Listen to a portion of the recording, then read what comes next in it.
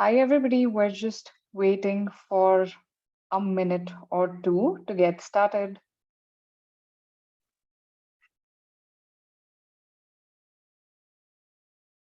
Meanwhile, while we're waiting for others, why don't you just let me and the Mixpanel team know which companies you're from, which roles are you from in chat? So I'm Apurva and I'm based out of Bangalore. It's super nice to meet you all today. Where are you joining us from today?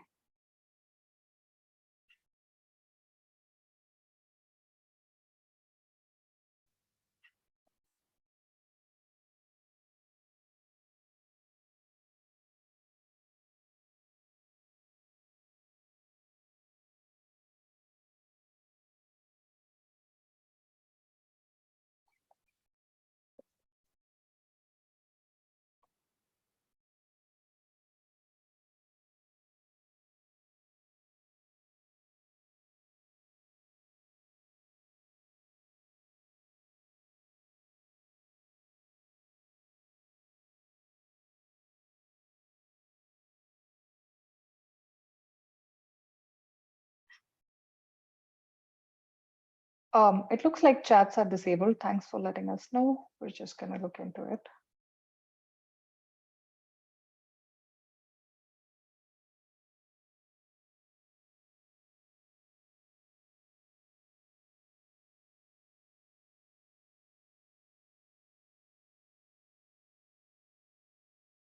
Hey Shruti, hey Naveen. Good morning from Entitled. Hey Ankit, thanks for joining in today.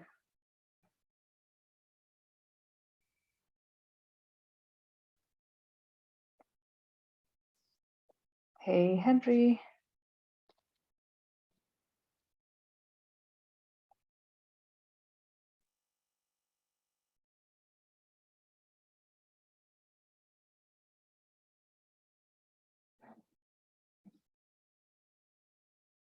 Hey Farzana, nice of you to join us from Bangladesh, and Gabrielle from New Zealand. Hope it's not too late your time. Okay, let's get started. I think we have sufficient quorum. Welcome everybody to Mixpanel webinar. And today we're going to be discussing what achieving product-led growth looks like with a focus on startups. I'm Apurva and I'm a part of the customer success team here at Mixpanel. Before we jump into the agenda, I actually wanted to share something which could be exciting for you. So at the end of this session, if you share your win notes, your notes of points during the session and tag us, there's a chance that you can win the swag box that you can see in the picture. Top 3 winners will get a curated swag box, and top 10 winners will get a $10 Starbucks or equivalent card. So your coffee can be on Mixpanel if you share notes from this session. Just please note that there are no repeat submissions, and we will count your submissions until 5 days from today. Okay, now on to why are we here today? We're here to talk about what achieving product-led growth looks like for startups. And I also wanted to share what my journey with startups has been before we jump onto the agenda. So I'm with Mixpanel today, but in the vein of sharing what journey I've taken with startups, I started in with Series A startups back in 2013 and bootstrap startups. So I have had experience to see what products built at a very early stage look like. And then I moved on to more late stage orgs, especially cloud-based orgs headquartered in the Valley, like Cloudera, which was Hortonworks before, and Branch.io. I've been with Mixpanel for more than a year now, and the best thing about my role at Mixpanel is it gives me a ringside view into how different products are being built across different life cycles, different industries. So I get sort of experience, or I get to work with customers who are building products across different regions, different life cycles, and It's been a fantastic journey. So coming on to what are we going to spend the next hour or so over? We're going to start with understanding how the industry as a whole has evolved from sales-led to marketing-led to now product-led. What are the steps needed to drive product-led mindset in your org? And when you're in this product-led PLG journey, how would you measure your performance in this journey? Later, we'll take a closer look at measuring some of these metrics on a dashboard in Mixpanel with a use case that we've prepared.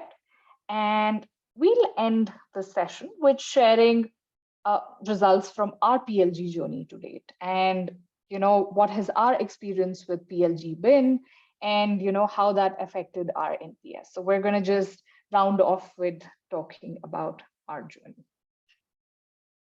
Let's get started.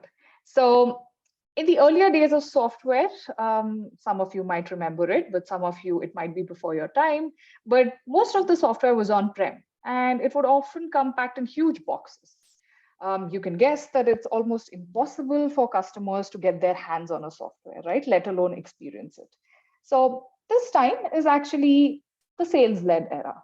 Oftentimes there was a large gap between what the value that the product delivered and what the customer experienced. So gap between the promise that a product said it would do versus what the customer actually experienced from it. And yeah, you can see that there were huge teams, huge budgets, and everything was very, very opaque for a customer.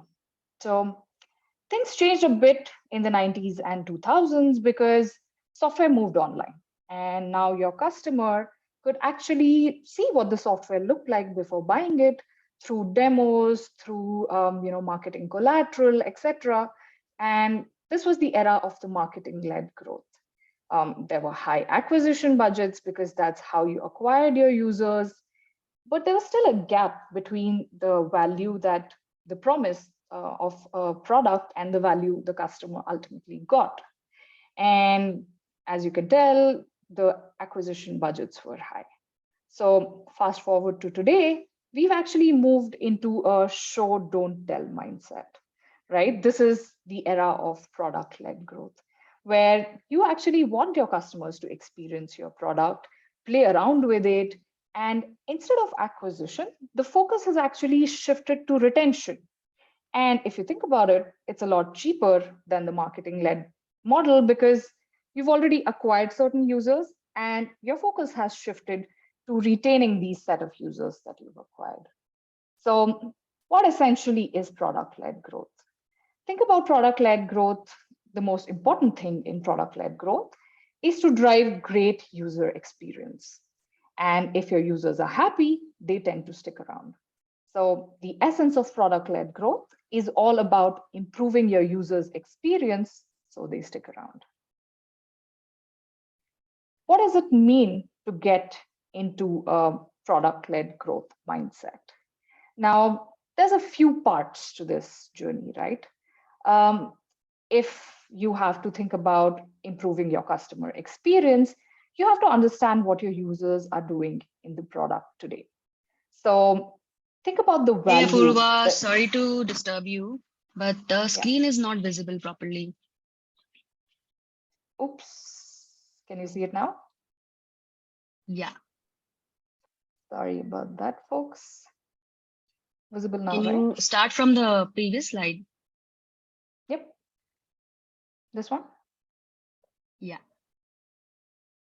Yeah. Right, so thank we're you. gonna, yeah.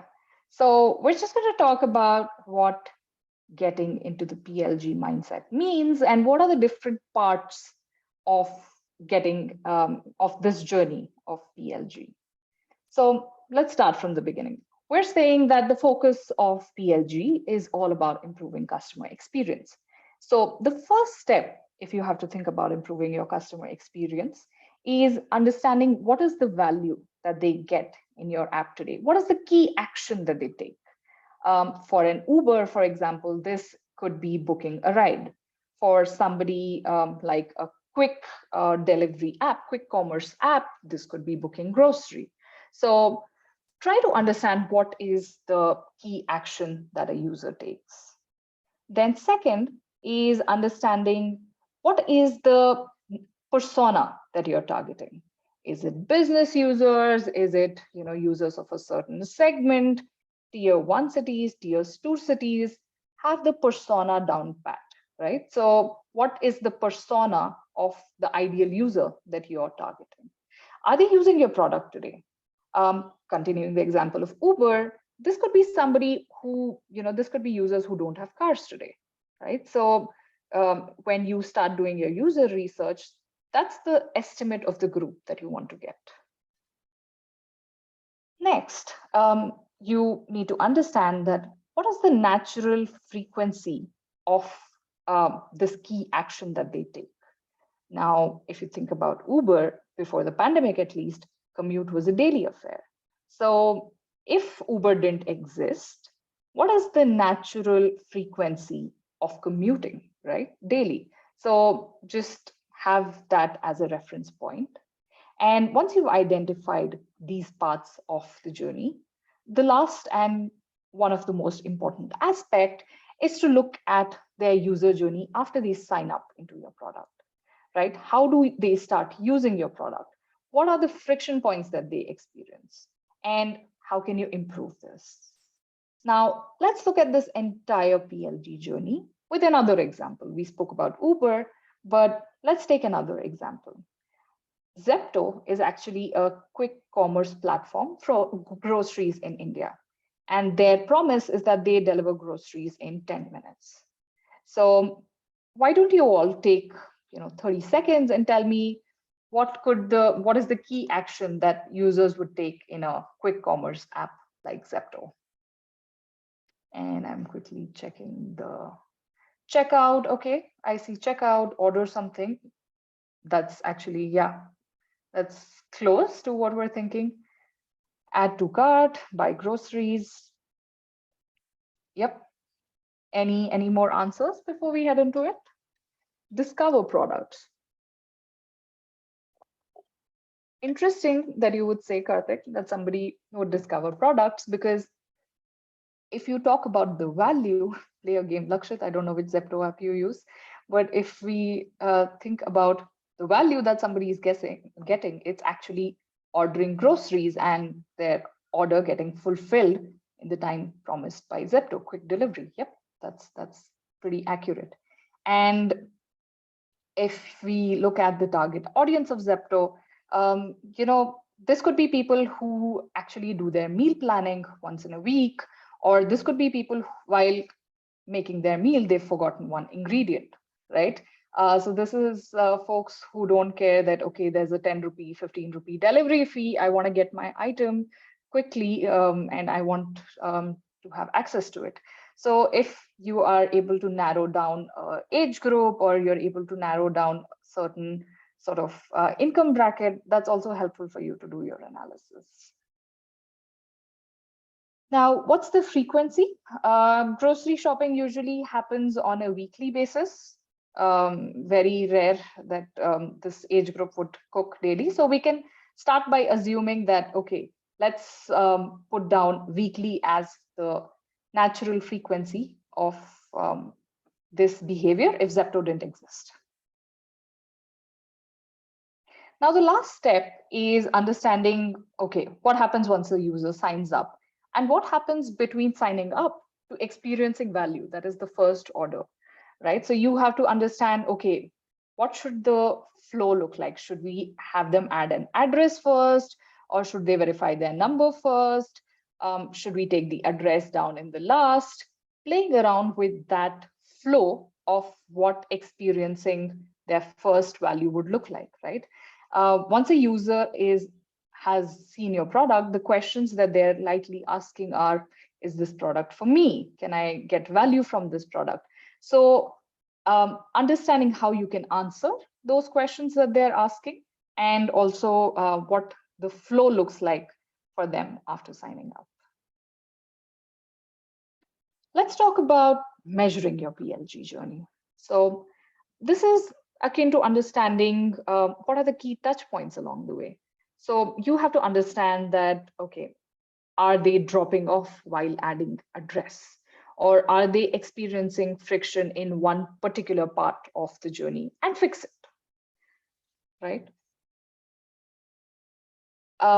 If we especially look at product analytics, of course, building product is a major part of it. But the hard part, according to Julie Zhu, who scaled Facebook user base from 8 million to over 2 billion users over 13 years, it's to get answers simple enough to drive action. So a key part of your product analytics journey should be to have a strategy which helps you understand where in the user funnel are customers experiencing friction, where are they dropping off. If you make a very sort of complex strategy, then you may see the problem, but you may not be able to come to the right part of the puzzle where things are going wrong. So let's talk about metrics which matter. And we're going to talk about one of the frameworks, which is called Lightray framework. There's a lot of frameworks out there, and you'll be well served in using any framework. But I'm going to introduce one framework today, which is called Lightray. And it starts with a focus metric. What is your focus metric? Your focus metric is your key persona doing the key action at the target frequency, right? Let's remember the example of Uber. The key action was, we spoke about booking a ride. And this is something that happens on a daily basis pre-pandemic. And the persona who does this is riders, right? So this focus metric for Uber could be as simple as daily active riders, right? For Zepto, this could be weekly active shoppers, people who are buying grocery. So, but keeping an eye on a sole focus metric is not enough, because this is a very volatile metric, right? You do some marketing campaigns, it goes up. There's some negative publicity or something, it goes down. So you need to understand what is contributing to the volatility of this metric, right? So we're going to have some supplementary metrics. And the first supplementary metric that we're going to talk about is reach. Reach is, in a nutshell, your total addressable audience. How many users have downloaded your product? And this may include users who are churned or no longer active. But you have to understand what is your total addressable audience, because at a high level, you need to know the size of this group and how many people are there who have not yet converted into a core group of users, right? How many out of the people who've downloaded your app are users who are not doing orders daily today, right? For Zepto. Yeah, so that's what reaches addressable audience. The next metric that we're going to talk about is activation. How do users start using your product today? And think of activation as a bridge between the marketing touch point that the user has to having a great experience using your product, right? It's a bridge where you can walk them through a certain number of steps and they end up being a happy user of your product, or they experience value with your product. And what are some of the questions that you ask when you look at activation? What is your sign-up funnel? What does the conversion of your sign-up funnel look today? So you have to understand your baseline if you need to improve your customer experience. Beyond the sign-up process, how do customers actually start finding value in your product? Are there certain key actions that they need to take? Like for fintech apps, this could be completing a KYC process, right? Or taking the example of Mixpanel, I don't know how many of you have seen, but we have publicly available demo data sets. And our sign-up flow is actually quite simple, and that's with multiple experiments and iterations. But what we essentially allow users to do, or customers like you to do today, is come using a demo data set, play around, build reports, build analysis, and have a good touch and feel of Mixpanel, what Mixpanel looks like. But for us, beyond just using demo data, what's actually valuable is for you to bring in your own data. Are users adding in their own events in their own projects and then running queries on these events? How can we get them to do this faster? That's activation for Mixpanel. Next up is engagement, and engagement's almost as simple as it looks. You have people using your product today, day over day, week over week, or whatever the natural frequency of your product is. Like continuing the example of Mixpanel, we care about users like you coming in on a weekly basis to answer queries, right? So that can be something that we target as our engagement metric, weekly active learners or weekly active report builders, right? So you can use the same metric as your focus metric, or you can broaden up your analysis to understand, okay, the users that are active on my app today, are these new users or are these, users who've been on my platform for a long time? So just broadening up engagement and also understanding, okay, what does a power user segment look like? Users who do more activity than others. What does that number look like? What does that size of the audience look like? We're going to round up this analytics framework with retention. And you might think, okay, why retention? Because everybody only keeps talking about acquisition or top of the funnel. Why does retention matter? If you're a marketing-led org, your focus might be how new users, how many new users you drive to the app.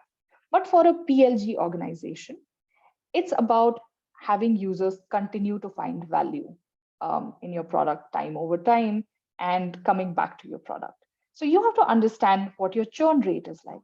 How effective are you at keeping long-term users? And that is a key metric for product-led growth organizations. Great, so we're gonna get into a demo scenario today, okay? And we're gonna walk through whatever you've learned till now. Let's try to apply a bit of that using a analytics tool. So assume that you're a new product manager who's just been hired at a company called Clack. Sounds familiar? But you've been tasked with defining and understanding key metrics in their PLG journey. Now, Clack is a B2B messaging tool. Don't hit me if you've heard of it before. Sounds similar, but the company doesn't want to focus on business metrics because they have a good idea of what those core KPIs look like. But as a PM, your focus is on building great user experience. So let's go ahead and look at Clack. So if you're a new PM at Clack, what should your focus metric be? Let's get some answers. As a new PM at Clack, what would you make your focus metric?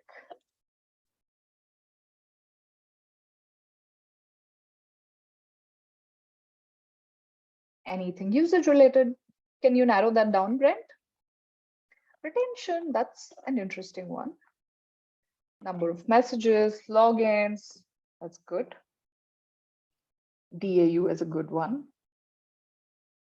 Time spent, DAU, engagement, number of active users, interesting. Interesting. Frequency of what, Henry? Number of integrations with client applications. Okay. But this is, Shruti, we're thinking about users and not company. Think about a user of a B2B messaging tool. Would it matter that they have an integration with CRM as long as they're able to send a message? Yep, I think Brent, you're pretty close. You're pretty close because the primary value that somebody is deriving out of a B2B messaging tool is sending messages. So it would be good to look at something like daily active messages sent, messages read. Yep, we've got a winner there. Awesome. So this is this might seem a bit intimidating, but this is essentially that as a PM at Clack, I've built myself a dashboard like this. Okay, and What you're seeing is a Mixpanel dashboard, and I've added all the reports, even though there seem to be a lot of reports, are just made up of 4 core reports. Okay, so I've just added a bunch of reports before our session to give you a sense of what a product manager's dashboard could look like. You can go ahead and share this dashboard, you can favorite it, and you can add more reports either from top or to each of the sections. And I've also added small text cards describing what each of these reports are. Okay, now let's get into each of these reports. Now, we started with reach, but okay, to answer what focus metric would look like, this would be users who are sending messages and counting daily active users only based on users who send message. So yeah, I think a lot of you got that. Let's start with reach. We spoke about reach is my total addressable audience. So I actually want to say this is users who have created an account in the last 30 days. This is your insights report, by the way. Think of it as a counting report where you get a sense of different metrics, trend lines, etc. And let's go ahead and, create a simple report for ourselves. Reach you saw was account created in the last 30 days. And you can also see how many messages have been sent over the last 30 days. And let's switch up to look at what the trend line of that messages is. Does it blip down during some festival seasons? And what does that comparison to last month actually look like, right? So here I'm looking at the last 30 days and I'm comparing it to the month before that. So the messages were much higher last month and it's dropped down for some reason. You might want to understand, okay, what led to this drop down? Show me a breakdown by city, and what has caused this drop in messages.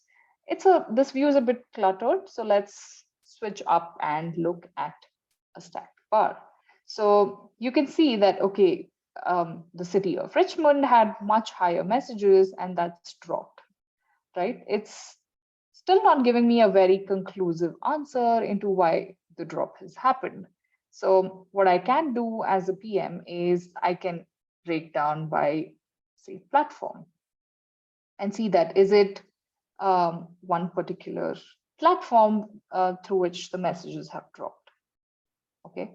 And I will basically continue my analysis on what exactly has happened. Is it some particular campaign that we stopped? So just continuing to do analysis on that front, right? So maybe we were running some promoted campaigns which we stopped and that has brought the number down. But I hope you guys got a good sense of what Insights Report is. You can count different events and you can count not just totals, you can also do interesting things like total per user.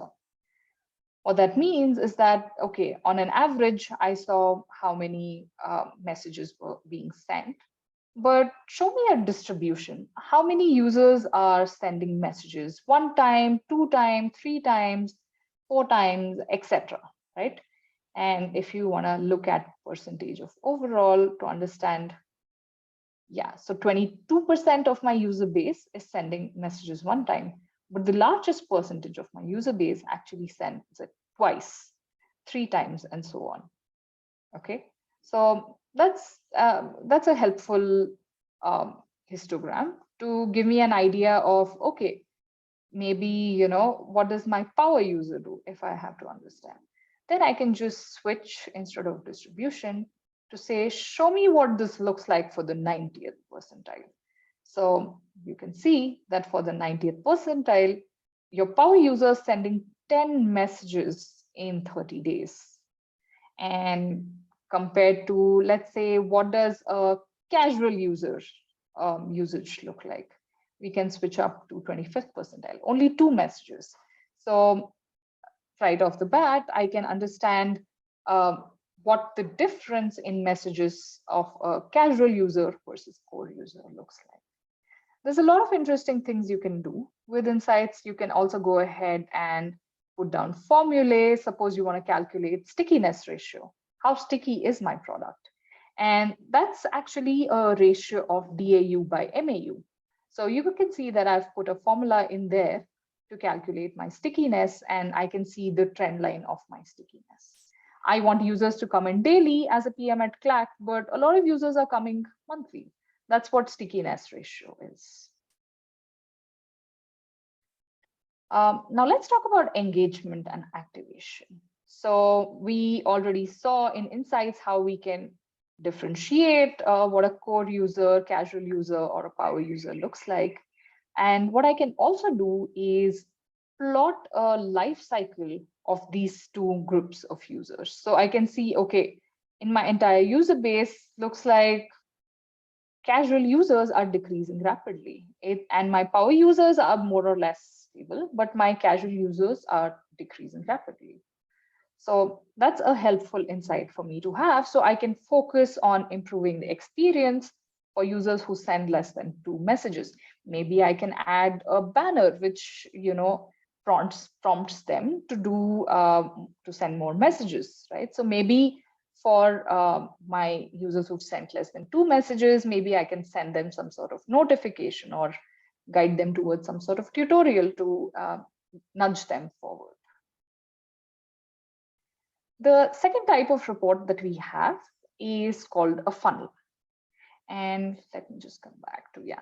This is a very simple concept, because what you're trying to understand is that how often do my users do step A and then step B and then, for example, step C?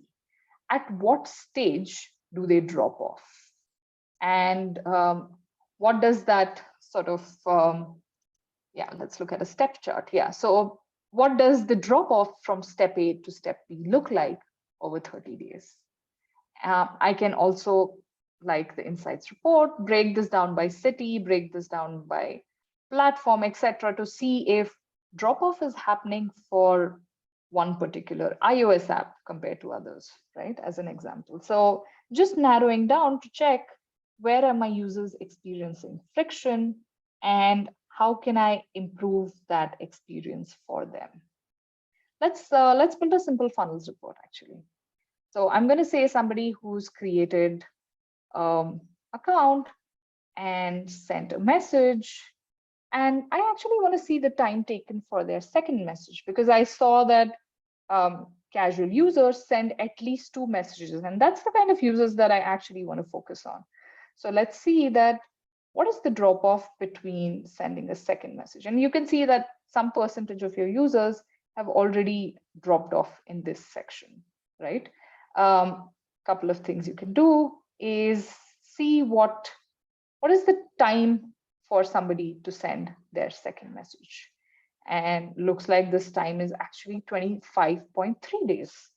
Let's compare this to last month, and see that, oh, this time has actually gone down. So if I had done some sort of improvements in my onboarding funnel, that did make a difference. And my median time to convert to send the second message has actually gone down. That's great news for me as a PM. I can also look at frequency.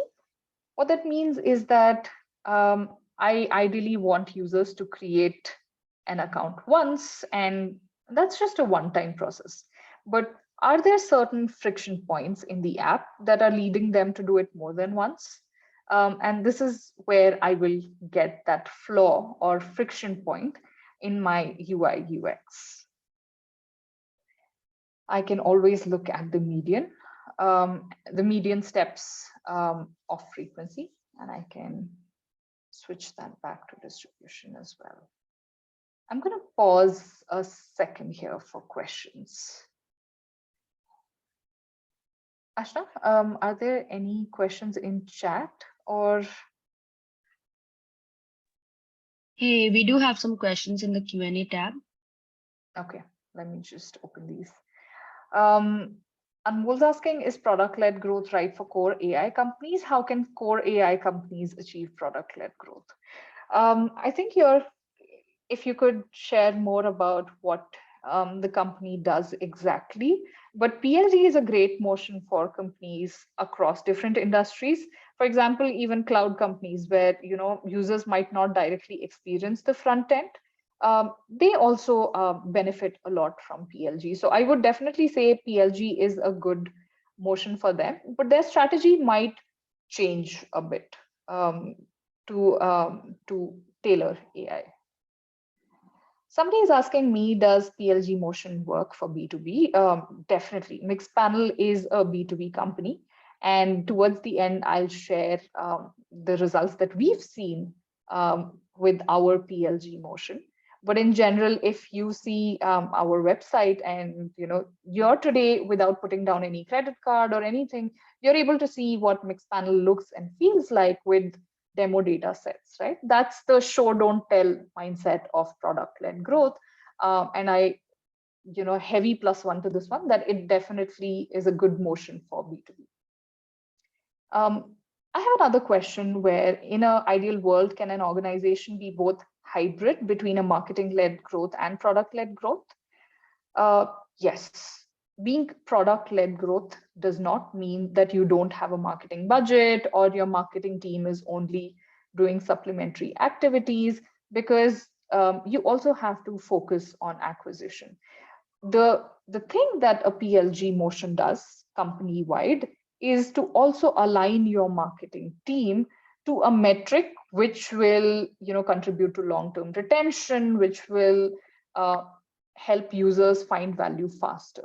So you can continue to be product-led growth and have marketing-led, marketing teams also aligned with that.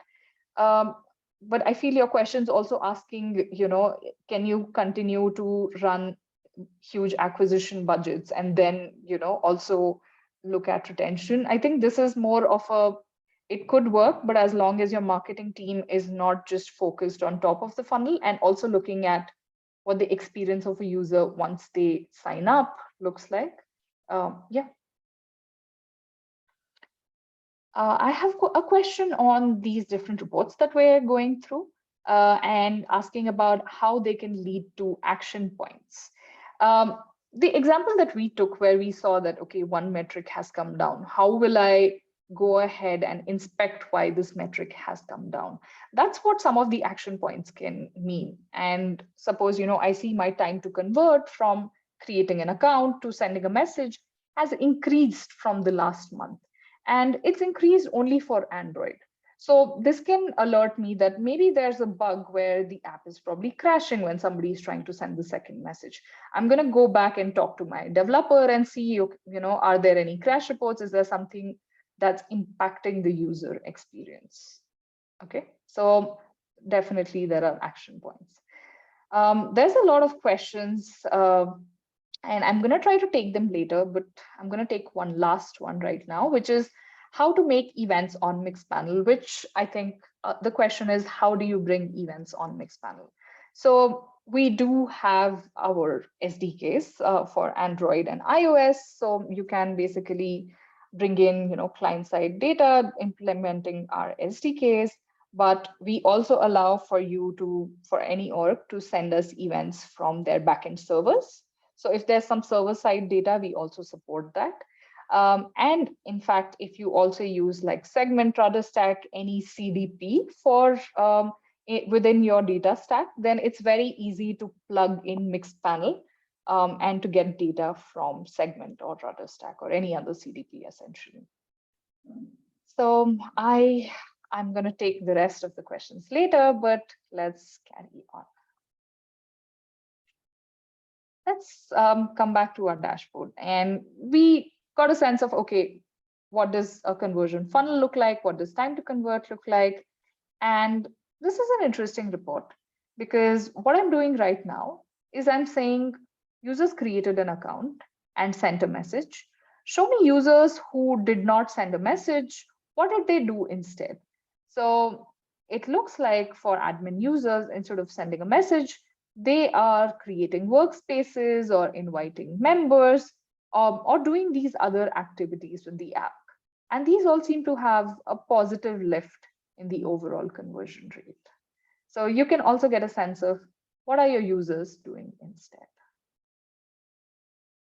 Now, retention, the golden metric for product-led growth, right? So we have the last report that I want to talk about is retention.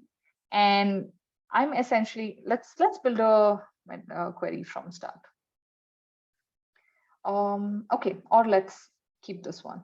I'm essentially saying somebody who sends a message, how often do they come back and send another message? And as a B2B messaging tool, I feel like people should do this on a daily basis. And if you look at the table here, you can essentially see that users who came back on April 19th, how often did they come back on less than 1 day, day 1, day 2, day 3, day 4, day 5, and so on. Okay, I can switch to an absolute numbers view. So out of the 9,000 people who sent a message on April 19, how many of them came back on less than 1 day, on day 1, day 2, and so on?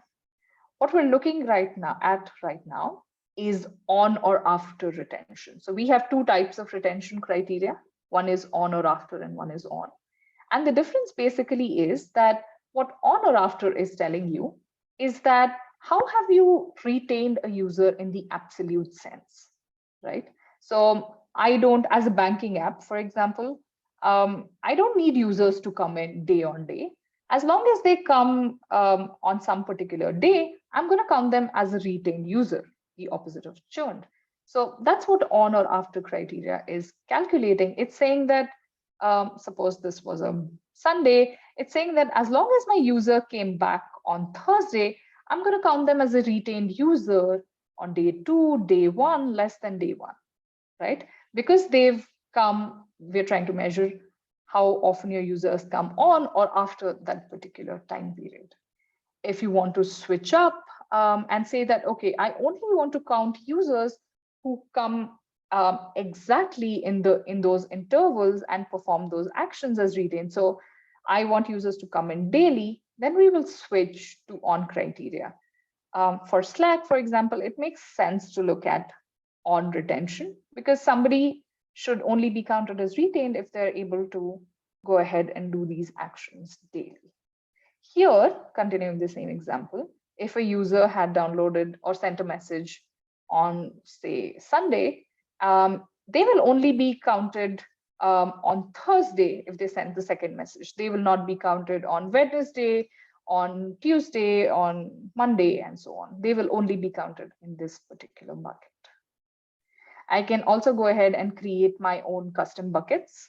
If I have some sort of sign up trial where, you know, my user signs up for the first 7 days for free, and then after 7 days, they are requested to pay. So I can go ahead and create custom buckets where I'm saying, okay, day 0 to 6 is one bucket, and day 7 to 13 is another bucket. And I want to understand what their retention looks like for in these two buckets. So I can go ahead and do that. I'm going to switch back to daily, and you can see that let's switch back to percentage. You can see that the retention percentages are, the retention percentages are given in a tabular format. And I can also switch up to look at retention trends. So I'm going to say that my day 7 retention, how has that changed over time? Has that day 7 retention changed? And this is essentially plotting the retention percentages that we saw in the last table in another table across time to give you a sense of your day 7 retention. Awesome. So that's about retention. Like insights and funnels, you can also continue to break down by city, UTM medium, etc. So one question that I can answer as a PM at Clack is there one particular marketing medium that is leading to the most retained users, right? So when I look at sign up to send messages and break down by user medium, I see that this particular campaign of keywords is giving me a better retained user on day 15. So that's something that I can probably dig into deeper using some other reports.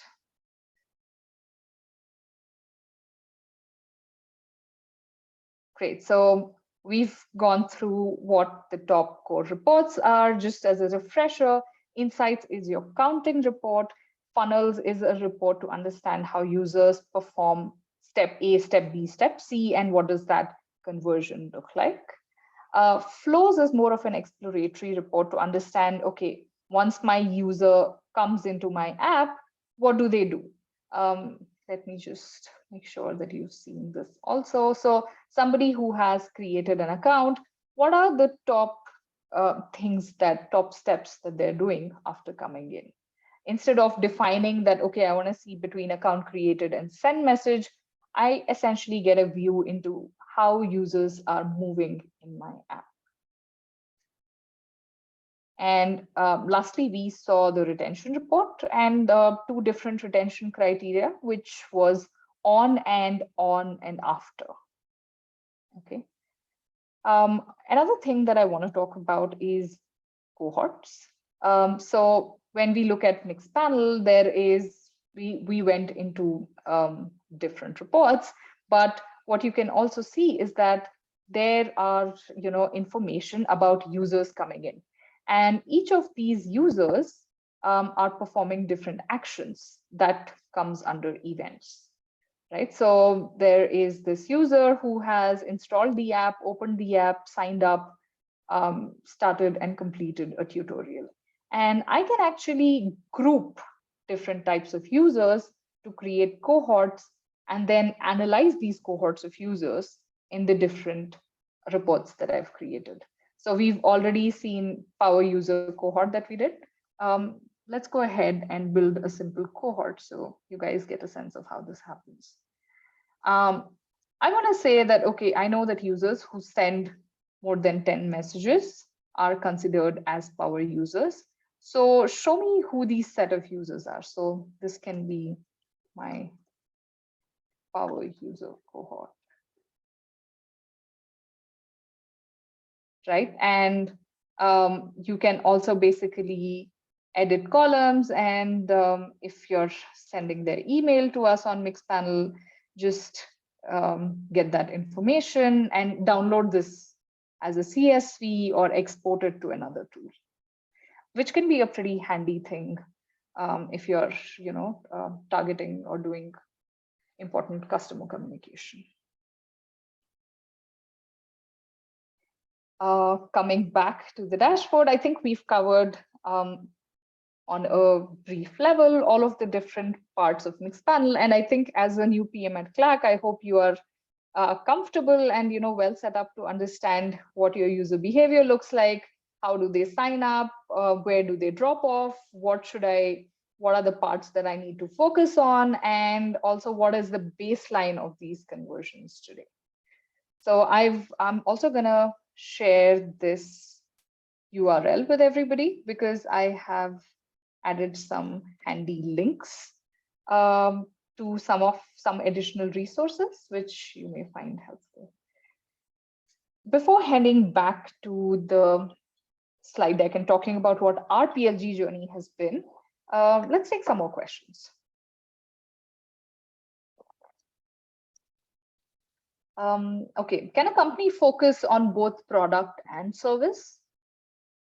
The short answer is yes. The long answer is that product-led growth means that you're trying to improve your customer's experience. And oftentimes there is a service angle to it also. Just because you have a product doesn't mean that it doesn't need human touch, like it's going to sell itself completely or it's going to maintain itself. You don't need a customer success team, you don't need a sales team. So you also do need a service team. The monetization strategy is something that is probably worthwhile to think about how you can do it as a product and a service, but they can definitely coexist. Just to be mindful of the fact that product should contribute more to your revenue than service. Otherwise, you end up being a services company very soon. Is PLG a silver bullet? Who should not opt for PLG? That's a very interesting question. I think if you're seeing that the kind of customers that you are acquiring from PLG, or despite your best efforts, the kind of retention efforts you're doing for PLG, it's not really adding business value or helping your business succeed, then probably something to be mindful of, that you should not opt for PLG. I, in my experience, have not seen a lot of companies that didn't succeed with PLG. So this is something that, sorry, I can't think of. How can an impact report help understand success? That's a great question, Henry. Impact report is designed to help you measure the impact of new feature launches. And the way it's different from an insights report is that in an insights report, you just see your metric going up, whereas an impact group separates a control group from your users who adopted versus did not adopt. So using an impact report, you actually get a pretty good understanding that the new release that you did it actually add to my KPI? Because maybe users were going to go ahead and do that activity anyway. So it separates the list of adopters from non-adopters. And you also get a measurement of how many adopters were going to go ahead and do the KPI event anyway, right? So I love impact personally, and I feel it's a very powerful report. Okay, there's one question in PLG for B2C. What are the different ways to achieve product-led growth without major tweaks in B2C? I think the answer here lies in some sort of experimentation that you will have to do. And that experimentation may not always mean that you have to do app releases. That experimentation may be as simple as, for the example of Zepto, giving the end users a cloth bag in the end of their delivery versus a paper bag. And seeing that, okay, without major tweaks, what is the user experience in one versus the other? So you have to thoroughly examine your user experience at every point and experiment and see that, okay, is changing one part of this journey affecting my user retention or affecting my activation in some way. So different ways to achieve product-led growth for B2C. I think I would need more context of what your app does, what are the different touch points that users experience to be able to answer that. Okay, I also have a super interesting question on GA4 versus Mixpanel. And for clients blindsided by Google products like GA4, Optimize 360, Firebase, what would be your 2 to 3 reasons for them wanting to choose Mixpanel? And she also goes on to say that the Mixpanel has advanced analytics functionality. Unlike GA, which is based on page views, Mixpanel is based on event tracking, but would love to know some more pointers. So Farzana, what I think really works out in Mixpanel's favor is, as more organizations go ahead in data democratization, Mixpanel is very, very easy to use, right? So Mixpanel's ease of use ensures that all of your different teams, marketing, growth, operations, product, data, all of your different teams are able to get access to the data that they need without having a central analytics system where there are long SLAs to do that. The Google products are not as intuitive in my personal experience of using them. And also you're right that they are restricted in the kind of events that they can get, right? So top one reason would be usability of Mixpanel is a definite win. Some of the other things I can think of is that the way that our data model is set up. So you saw that, a different set of users that we went through. It's very easy for me to work with, customer communication using a tool like Mixpanel because of the way our data table is set up. So off the bat, I'm also getting a list of users who are doing certain things with the events that they're doing. So not only is it product and data teams which can benefit, there's also growth teams and marketing teams who can, reach out to these customers to understand more. So I think second, I would say reason choosing Mixpanel would be our data table and the kind of flexibility that it offers. The third thing, I think, in terms of innovation, like companies like GA4 are innovating a bit more slowly than others, right? Be it being a part of the modern data stack or be it keeping in touch with the times and how they're changing. So Mixpanel is very, very attuned to the modern data stack, which means that as everybody progresses to having more of, reverse ETL or more of just bringing in data from your warehouse using a census or high touch, we're going to be able to support those kind of modern developments, which I don't know if companies like GA4 are set up to do. So I think our integrations with the industry and our vision towards being a part of the modern data stack, I think that's definitely a strong reason to go ahead with Mixpanel. Great. I think we're slightly short on time, so we're going to take the rest of the questions once we're done with we're talking about our PLG journey and what that looks like. Just give me 1 second. Oops. Okay. So we saw what a PM at Clack should do, and I hope that session was helpful. And for those who were talking about, PLG for B2B, I have the story of how we tripled our NPS by doubling down on PLG. So I don't know how many of you are aware, but Mixpanel started in 2009, and both of our founders were actually engineers. So we started off naturally PLG focused, right? And we saw some really good growth, and we were a part of Y Combinator's initial batches. And the company's initial astronomical growth was driven by two main factors. The first was that the iOS App Store had just launched in 2008, and that led to a lot of customers actually wanting to understand where did their users come from? How can they improve the experience for their users? And the second thing that really led to a great growth for us was that our team was committed to doing legendary support, over the top, really good support. And our team actually, took a certain amount of pride in how far they'd come with just, being an engineering team, not a lot of marketing team. In fact, the only marketing activities they were doing was sending t-shirts to users who had integrated the SDK. So this actually made them wonder that if they did have a strong sales and marketing team, what would their growth look like? So fast forward to 2014 onwards, we actually became sales led, and our sales came on board. In addition to internal curiosity, we were running into more enterprise sales situations.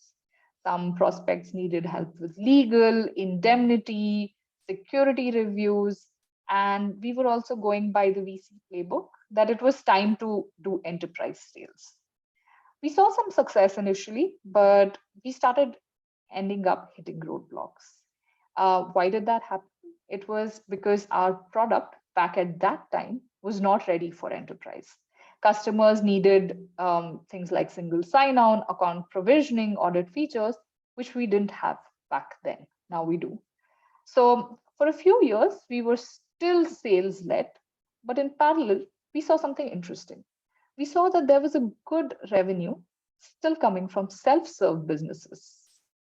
And fast forward to 2019, we actually dug deeper into our PLG roles. And what also happened in 2019 was that the market was experiencing a game-changing shift. And buying power actually shifted from CXO level to users. So we were seeing this, market shift happen, and we spoke to some of our friends at Atlassian, at Slack, all companies who are, poster children of PLG. And we understood that we had a very good opportunity to grow our net retention using some of the similar strategies. So what ended up happening in 2019 is that we huddled all our teams together and we came up with a new metric which was focused on improving user experience. And all the teams were under the umbrella of this new metric. What did this result in? With renewed focus on our core user experience, we actually saw our NPS score triple in a span of 18 months, from 15 to 50. And we're actually already seeing the impact of this change across the company. So if you think about it, the story of Mixpanel is ultimately one of product-led growth, propelled and promised by a passionate customer base. Awesome. So with that, I come to the end of session. Ashna has a small announcement to make, after which we will take a couple of more questions. Hey everyone, hi. Hope you enjoyed the session. Don't forget to share your notes on LinkedIn. We are really looking forward to that. Okay, so I wanted to announce that we recently announced an all new update for Mixpanel for startups.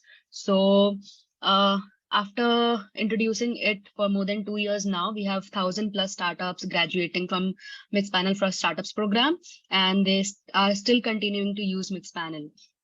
So we are expanding eligibility under the new update. So if you are a company which is less than 5 years old and has less than $8 million in funding, you can apply for the program. So in startup program, you will get around $50,000 in credits towards Mixpanel growth plan. And this credits will help you track up to 430 million monthly events. So I have placed the QR code over here. Don't forget to scan it. I'll also place the link for you to apply. And in case if you are not eligible for this, you can always sign up for a free plan. So if you have any questions for Mixpanel for startups, you can drop it here now. We can take it up in the next 1 minute. All right, I'm going to answer some questions in the parallel. I have a question from Leah, who's basically asking who's expected to lead the target setting for reach, activation, engagement, etc. Is this going to be product team or sales team? And how to balance between marketing and product-led growth, focusing on both acquisition and retention?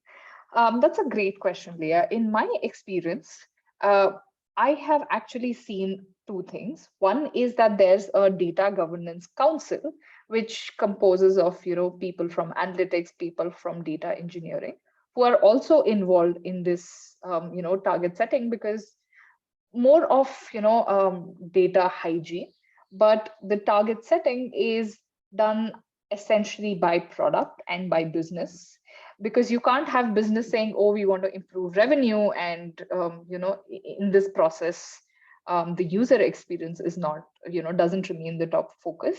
So your product and your product team definitely needs to sort of lead the charge, but your business teams need to have a buy-in in that process. And the same metric actually applies to marketing. It applies to different teams, even sales, right? So when you focus on PLG like we did, sales still has the revenue target, but there are also additional metrics that we look at when evaluating a sales team's efficiency. Striking a balance between marketing and product-led growth, I think, is definitely one of the trickier things, and deserves more nuance than I can give you in this short Q&A. But please feel free to drop us an email or connect with us later. I have another question. Are there benchmarks available for these focus metrics to help clients know what's a good number to aim towards? Also, can the breakdown be done on a unique profile basis? I'll answer your second question first, which is, can the breakdown be done on a unique profile basis?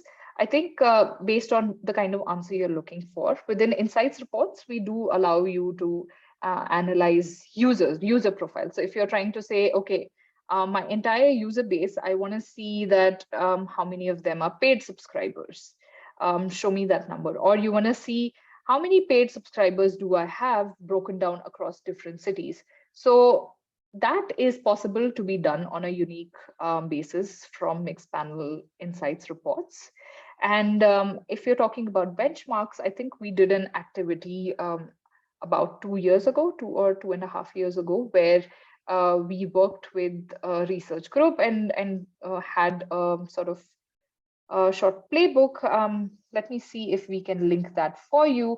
But I'm afraid I don't have any latest benchmarks to share. But yeah, that's your short answer. There's another question of when should a company transition from sales-led to product-led growth? Is there any tipping point? Great question, Suprab. And I think what is a good sign is instead of growing, say, 30 to 40% year on year, if you're starting to hit a plateau in your growth, and by growth, not only do I mean revenue, it could also be, total number of users that are finding value from your product. So if you're starting to see that plateau hitting in your business across both user metrics and across your revenue, that's probably a sign that just having, having a large sales team is not working in your favor. And you can perhaps maybe read up more about what growth for organizations like Byju's, which is definitely sales led, what has their growth been like, and maybe take a few sort of examples from there. I also have a question on how can we embed product-led growth from the get-go for bootstrapping startups? Amazing question, Khurram. You can implement product-led growth as soon as you have your first 100 or 1,000 set of users. Because what you're going to analyze, even at a bootstrap level, is that which set of users are getting value faster. Or when you get deeper into analyzing your activation, which is comprised of having a habit metric, having a setup metric, aha moment. So understanding and running some sort of correlation analysis on which out of your 1,000 users are still using the product, say 4 weeks from when they started, right? And then coming and arriving at those numbers that, okay, looks like users, let's take the continuing example of Zepto. So imagine Zepto's first 1,000 users, right? And Zepto's data team is sitting down to do some analysis, and they see that users who order at least one grocery item unique week in the first 4 weeks, they seem to be still retained at the end of 3 months. So then you have a good metric to work backwards off of. So you're going to say, okay, my target is to get users to this habit of ordering at least once in the first 4 weeks of their life cycle, right? And so that can be your habit moment. Then another metric can be, okay, when do they do their first grocery purchase? I want them to do in the first week of them finishing sign up. So working backwards off of your, even if small set of users, can give you some of these metrics that you can start measuring and improving. Once you have a handle on these metrics, you can work on improving them. And there you are on your product-led growth journey. Okay, I think there's still some questions, but anything else? But thank you. I think we're slightly over time. And thank you for joining us today. It's been really nice interacting with you all, and I hope you found this session helpful.